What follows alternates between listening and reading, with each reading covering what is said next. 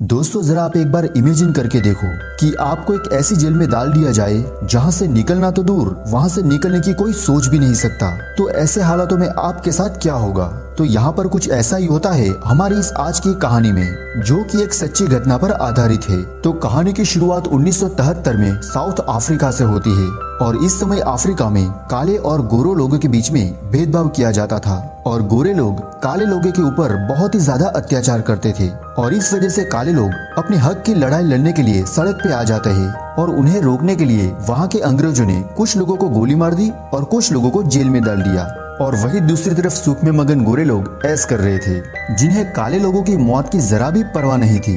लेकिन कहते हैं ना कि कमल हमेशा कीचड़ में ही खिलता है, और हम वही गोरे लोगों के बीच में टिम और स्टीफन नाम के दो आदमियों को देखते हैं और उन्हें ये बात अच्छी तरह से मालूम हो रही थी कि काले लोगों के ऊपर अत्याचार हो रहा है, जिस वजह से ये दोनों लोग काले लोगों की हक की लड़ाई लड़ने की कोशिश कर रहे थे, जिस वजह से ये लोग ANC यानी कि अफ्रीकन नेशनल कांग्रेस में शामिल हो जाते हैं। और उस कम्युनिटी का मकसद सभी लोगों को एक समान दर्जा देने का था और इसी वजह से टिम और स्टीफन शहर में जाके बॉम्ब फोड़ते हैं, लेकिन उसकी वजह से किसी को नुकसान नहीं पहुंचता, बल्कि उसमें से कुछ पैम्पलेट बाहर निकलते हैं जिसमें लोगों को काले और गोरे लोगों को एक समान दर्जा देने का मैसेज लिखा होता है। लेकिन इन दोनों का प्लान यहीं पर फेल हो जाता है और इन दोनों को पुलिस पकड़कर कोर्ट में ले जाती है, जहां पर टिम को 12 साल और स्टीफन को 8 साल की सजा सुनाई जाती है। और ये सब देखने के बाद स्टीफन वहां से भागने की कोशिश तो करता है, लेकिन उसका कोई भी फायदा नहीं होता और उन दोनों को प्रिटोरिया नाम के जेल में डाल दिया जाता है। और तब वहाँ का जेलर उनके पास आता है और उन्हें कहता है कि तुम्हें गोरे लोगों के साथ गद्दारी नहीं करनी चाहिए थी। और उसके बाद उन्हें अंदर ले जाया जाता है, जहाँ की सिक्योरिटी बहुत ही ज्यादा टाइट थी। लेकिन टीम वहाँ के सभी दरवाजे को बहुत ही ध्यान से देखता जा रहा था, जैसे मानो उसके दिमाग में कुछ चल रहा हो और उसके दिमाग में 12 सालों तक यहाँ पे सरने का कोई भी इरादा नहीं था। फिर उसके बाद इन दोनों को अपने अपने सेल में डाल दिया जाता है और अब क्योंकि इनका सेल एक ही साथ था, जिस वजह से ये लोग दीवार को नॉक करके एक दूसरे से बात किया करते थे। फिर अगली सुबह उठकर ये लोग खाना खाने के लिए जाते हैं तो उन्हें वहाँ पर कैदी दो अलग अलग ड्रेसेस में मिलते हैं। लेकिन वहाँ पर टीम की मुलाकात एक डैनियल नाम के आदमी से होती है, जो कि वहाँ पर उम्र कैद की सजा काट रहा था और वो टीम के पास आकर कहता है कि मैंने भी तुम्हारी तरह काले लोगों के हक की आवाज उठाई थी। और वो उन्हें ये भी बताता है कि हम यहाँ पर ब्लू ड्रेस वाले लोगों के साथ में नहीं बैठते, क्योंकि वो लोग एक नंबर की खूनी और रेपिस्ट लोग हैं। फिर टीम भी उसे बताता है कि मुझे यहाँ पर 12 और स्टीफन को 8 साल की सजा हुई है, लेकिन इतने दिनों तक हम यहाँ पर नहीं रुक सकते। फिर अगली सुबह रनिंग के दौरान डैनियल उसे दोबारा मिलता है और वो उन्हें बताता है कि अगर तुम यहाँ की दीवार को पार करके भागना चाहते हो तो ये बिल्कुल इम्पॉसिबल है, क्योंकि यहाँ की दीवार 20 फीट ऊंची है और ऊपर सिक्योरिटी गार्ड की बहुत ही ज्यादा सिक्योरिटी है और तुम यहाँ पर सुरंग खोद के भी बाहर नहीं निकल सकते, क्योंकि ये जेल बहुत ही ज्यादा बड़ा है और तुम घूम फिर कर वापस जेल में ही आ जाओगे। और इसीलिए डैनियल उसे बताता है कि अगर तुम्हें अपनी जान प्यारी है तो यहाँ से भागने के बारे में सोचना भी मत। और वहीं पर डैनियल के जाने के बाद लियोनार्ड नाम का एक आदमी वहाँ पर आता है और वो उनसे कहता है कि अगर तुम यहाँ से भागने का प्लान बना रहे हो तो मैं भी उसमें तुम्हारे साथ हूँ। और डैनियल हर नए आने वाले कैदी के साथ ऐसे ही बर्ताव करता है, लेकिन तुम्हारे यहाँ आने से पहले यहाँ के बहुत कैदियों ने भागने की कोशिश की थी, लेकिन बदकिस्मती से वो लोग यहाँ से पकड़े गए। और अब क्योंकि इन तीनों को बात करते हुए ऊपर से एक जेलर उन्हें देख रहा था, जिसे इन लोगों पर डाउट हो जाता है और ऐसे ही देखते 23 दिन बीत जाते हैं। अब क्योंकि रात में सभी कैदी सो जाते हैं, लेकिन अभी भी टीम बैठकर सोच रहा था और वो जेल के सभी लॉक को बड़े ही ध्यान से देखता है और वो हमेशा ऐसे ही सोच में डूबा रहता है कि अगर वो यहाँ के सभी सेल की डुप्लीकेट चाबी बना ले तो वो यहाँ से निकल सकता है। जिस वजह से एक दिन नहाते समय वो अपने दोस्तों को लकड़ी की चाबी बनाने के बारे में बताता है और कहता है कि इसकी मदद से हम यहाँ से भाग सकते हैं। लेकिन यहाँ पर लियोनार्ड इसकी बातों को मना कर देता है और वो कहता है एक तो डुप्लीकेट चाबी और वो भी लकड़ी की, ये पॉसिबल नहीं हो सकता और हमारे पास लकड़ियों का भी कोई जुगाड़ नहीं है। लेकिन स्टीफन कहता है कि वर्कशॉप से हम लकड़ियों का जुगाड़ कर सकते हैं। और उसके बाद टीम को जब भी मौका मिलता था वो चाबियों को बड़े ही ध्यान से देखता था और एक बार चाबी देखने के बाद वो उसकी ड्राइंग बनाने लगता था ताकि उसे हर चाबी का एक प्रॉपर सेफ मिल सके। उसके बाद चुपके से टीम वर्कशॉप से लकड़ियां चुरा लेता है और रात में सभी लोगों के सो जाने के बाद वो चाबी बनाना शुरू करता है और उसके बाद एक दिन टीम अपने सेल की चाबी बना लेता है और वो चाबी बहुत ही अच्छी तरीके से काम करती है। लेकिन अगला दरवाजा देखने के बाद टिम थोड़ा सा नर्वस हो जाता है, क्योंकि उस दरवाजे का लॉक बाहर के साइड से था, जिसे देखने के बाद टिम थोड़ा सा नर्वस तो हुआ, लेकिन बहुत कोशिश के बाद वो उसकी भी चाबी बना लेता है। और उसके बाद वो अपनी चाबी को चेक करने के लिए जाता है तो लियोनार्ड वहाँ पे दूसरी तरफ पहरा दे रहा होता है। हालांकि उसकी दूसरी चाबी काम तो करती है, लेकिन जैसे ही वो अपनी चाबी को उस ताले में से बाहर निकालता है तो उसकी चाबी टूटकर अंदर ही रह जाती है। तभी लियोनार्ड उसे बताता है कि कोई जेलर यहाँ पे आ रहा है, जिसे देखने के बाद टिम थोड़ा सा घबरा जाता है और किसी तरीके से वो अपनी चाबी को बाहर निकाल लेता है, लेकिन जल्दबाजी के चक्कर में वो उस दरवाजे को बंद नहीं कर पाता।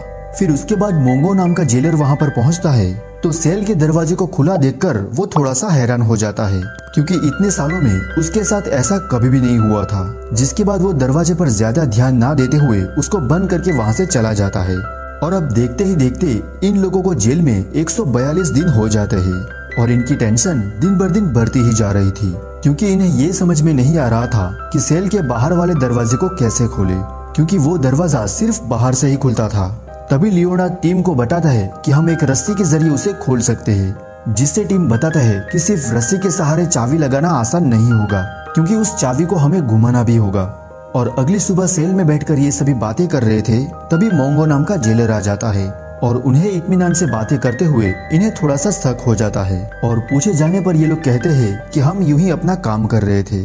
तभी टीम की नजर झाड़ू की एक स्टिक पर पड़ती है, जिसे देखने के बाद उसके माइंड में एक ख्याल आता है और वो सोचता है कि अगर हम चाबी को किसी तरह से स्टिक में फंसा दें तो हम लॉक को खोल सकते हैं। और टीम उस स्टिक के अंदर एक और लकड़ी को फिट कर देता है और वो चाबी को भी उसमें फिट कर देता है, जिसकी मदद से उसकी पकड़ बहुत ही मजबूत हो जाती है। और उसके बाद जब टीम रात को वो लॉक खोलने की कोशिश करता है तो उसकी हालत खराब हो जाती है, जिसके बाद वो किसी तरह से लॉक को खोल तो देता है, लेकिन उसके सामने सबसे बड़ी प्रॉब्लम ये आती है कि झाड़ू की स्टिक से निकलने के बाद वो चाबी सीधा नीचे गिर जाती है और उसे ये बात का डर होता है कि कल कोई ना कोई गार्ड ये चाबी को देख लेगा। लेकिन टीम यहाँ पे दिमाग लगाता है और वो एक च्युइंगम को चबा के वो झाड़ू की स्टिक पर लगा देता है और वो उस स्टिक की मदद से चाबी को भी अंदर ले आता है। फिर अगली सुबह ये जब खाना खाने जाते हैं तो टीम अपने साथियों को ये सारी बातें बताता है, जिससे वो लोग भी काफी ज्यादा खुश हो जाते हैं। फिर उसके बाद टीम जब एक दिन गार्डन में काम कर रहा था तो स्टीफन वो सारी चाबी उसके पास लेकर आता है और वो दोनों मिलके वो सारी चाबी को मिट्टी के अंदर दफना देते हैं, क्योंकि गलती से भी जेलर ने इनके सेल को चेक किया तो ये लोग पकड़े जाएंगे। लेकिन यहाँ पे जेलर को फिर से एक बार इनके ऊपर डाउट हो जाता है और वो उनके पास आकर पूछता है कि तुम क्या कर रहे हो, जिसके बाद टीम उससे बताता है कि मैं पौधे में खाद डाल रहा हूँ। और उसके जाने के बाद डैनियल टीम से कहता है कि तुम जो कुछ भी कर रहे हो वो बिल्कुल ठीक नहीं है और अगर तुम गलती से भी पकड़े गए तो ये लोग तुम्हें जान से मार देंगे। और एक बार रात में टीम अपने सेल से बाहर निकलकर वो सारे दरवाजों को देखता है, जिससे उसे पता चलता है कि अगर उसे यहाँ से भागना है तो उसे और भी काफी डुप्लीकेट चाबी बनानी होगी। और उसके बाद अगली सुबह टीम एक जेल के वर्कर से कागज का टुकड़ा मांगता है, लेकिन बदले में वो आदमी भी टीम से एक सिगरेट का पैकेट और एक साबुन मांगता है। और पेपर मिलने के बाद टीम भी उसके लिए साबुन और सिगरेट छुपा देता है। अब इनको यहाँ पे 296 दिन हो गए थे, जिस वजह से लियोनार्ड और टीम रात को उठकर आगे के दरवाजे को चेक करने के लिए जाते हैं कि आगे उन्हें और कितने दरवाजे पार करके यहाँ से भागना है। तभी अपनी बनाई हुई चाबी से आगे का दरवाजा खोलकर आगे बढ़ जाते हैं, लेकिन तभी अचानक एक मोटा गार्ड इनकी तरफ आने लगता है। इसकी वजह से ये लोग साइड में लगे एक दरवाजे की तरफ छुप जाते हैं। लेकिन अच्छी बात यह है कि वो मोटा आदमी उनके बगल से ही गुजरता है, लेकिन उनको बिल्कुल भी पता नहीं चलता और उस गार्ड के जाते ही वो लोग आगे का दरवाजा भी खोलने लगते हैं। लेकिन तभी डैनियल जोर जोर से खांसने लगता है और खांसने की वजह से वो उनको सिग्नल देता है और वो लोग भी डैनियल का सिग्नल समझकर वापस वो दरवाजे के पीछे छुप जाते हैं। और वापस वो मोटे गार्ड के जाने के बाद ही वो लोग अपने सेल के अंदर आ जाते हैं। और अपने सेल के अंदर आने के बाद टीम अपनी सारी चाबी को अपने जग के अंदर छुपा देता है। अब क्योंकि रात में ये लोग जगे थे, इसीलिए टीम दिन में ज्यादातर सोता रहता है। और तभी मोंगो नाम का जेलर उनके पास पहुंच जाता है और टीम को बाहर निकालकर उनके सेल को चेक करने लगता है, क्योंकि उन्हें टीम पर शक था। और तभी जेलर के हाथ से वो जग छूट जाता है जिसमें टीम ने अपनी चाबियां छुपा रखी थी। फिर वो जेलर झाड़ू की स्टिक को भी देखता है, लेकिन वो उस पर ज्यादा ध्यान नहीं देता। और ये सब कुछ देखने के बाद टीम समझ जाता है कि ये सारी चाबियां सेल में छुपाना ठीक नहीं होगा जिस वजह से वो अपनी सारी चाबियों को अलग अलग जगह पे छुपाने लगता है और वो अपनी चाबियों को लाइब्रेरी के अंदर छुपाने लगता है। और फिर इनका सिलसिला इस तरह से ही जारी रहता है और ये लोग रोज रात को उठकर दरवाजे को चेक करने के लिए और उनकी चाबी बनाने के लिए जाते थे। फिर देखते ही देखते ये लोग 15 दरवाजे की चाबियां बना लेते हैं। और ये सब कुछ जानने के बाद डैनियल सभी लोगों को बताता है कि आप लोगों को भी यहाँ से भाग जाना चाहिए, क्योंकि मैंने इस जेल की सारी चाबियां बना ली है। लेकिन यहाँ पर इन तीनों के अलावा कोई भी भागना नहीं चाहता था। इसमें सब लोग कहते हैं कि हम लोग यहाँ से भागेंगे तो नहीं, लेकिन हम आपकी मदद जरूर करेंगे। फिर डैनियल एक टूथपेस्ट में पैसे को छुपाकर टिम को दे देता है। फिर अगली सुबह वापस सेल को चेक किया जाता है, लेकिन उन्हें वापस कुछ भी नहीं मिलता। अब इस जेल की पूरी जानकारी देने के लिए टीम एक कागज को लकड़ी की मदद से स्टीफन की तरफ कर देता है और ये वही कागज का टुकड़ा है जिस दिन उसने वर्कर से मंगाया था। और एक नक्शे को देखकर उनको काफी सारी चीज समझ में आ जाती है कि वो लोग कहाँ से निकल सकते हैं। उसके बाद टीम अपने सेल से बाहर निकलता है और वो जाकर स्टीफन और लियोनार्ड के सेल को भी खोल देता है। और जेल से बाहर निकलने के लिए वो लोग कुछ कपड़े भी वहाँ से उठा लेते हैं, जिसके बाद ये लोग एक एक दरवाजे खोलकर आगे बढ़ने लगते हैं। लेकिन तभी डैनियल अपने सेल के लाइट को फ्यूज कर देता है, जिसकी वजह से शॉर्ट सर्किट होता है और सारे सेल की लाइट कट जाती है। और प्लान के हिसाब से वो सेल के सारे कैदी जेलर को वहाँ बुलाने लगते हैं और वो सब लोग अपने सेल की लाइट ठीक करने के लिए कहते हैं। और वो सभी लोग इसलिए ऐसा करते हैं कि वो तीनों को वहाँ से भागने के लिए ज्यादा टाइम मिल सके। उसके बाद वो तीनों सारे दरवाजे को पार करके आगे बढ़ जाते हैं। फिर सामने उन्हें एक इलेक्ट्रिक दरवाजा मिलता है जो कि कोई गार्ड ही खोल सकता था। अब क्योंकि गार्ड भी वहाँ से जा चुका था, जिस वजह से लियोनार्ड गार्ड के कमरे में जाकर उस दरवाजे को भी खोल लेता है। अब उनके सामने जेल का सबसे आखिरी दरवाजा आता है, जिसे ये लोग अपनी सारी चाबियों से खोलने की कोशिश करते हैं, लेकिन उनकी कोई भी चाबी उस दरवाजे को नहीं खोल पाती, जिस वजह से लियोनार्ड को ज्यादा गुस्सा आ जाता है और उसकी वजह से वो दरवाजे को तोड़ने लगता है।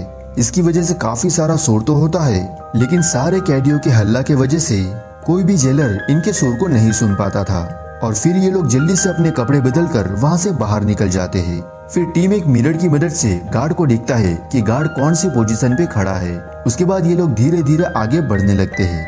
फिर ये लोग रोड के पास पहुंच जाते हैं, जहाँ से पहले से ही बहुत सारे लोग चल रहे थे और किसी भी गार्ड का ध्यान इन लोगों के ऊपर नहीं जाता। फिर वहाँ से कुछ देर आगे जाने के बाद ही वो लोग तेजी से भागने लगते हैं। फिर कुछ आगे जाने पर वो लोग एक टैक्सी पकड़ते हैं और वहाँ से आगे बढ़ जाते हैं। और ये सब कुछ देखने के बाद उन लोगों को बहुत ही ज्यादा खुशी हो रही थी।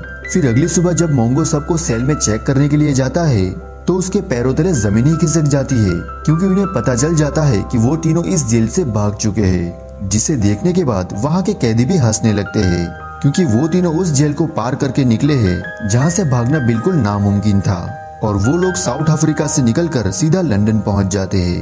और बाद में हमें पता चलता है कि ये तीनों को काफी ढूंढने के बाद भी ये लोग नहीं मिले और ये लोग लंदन जाके एक बार फिर से AN से ज्वाइन कर लेते हैं।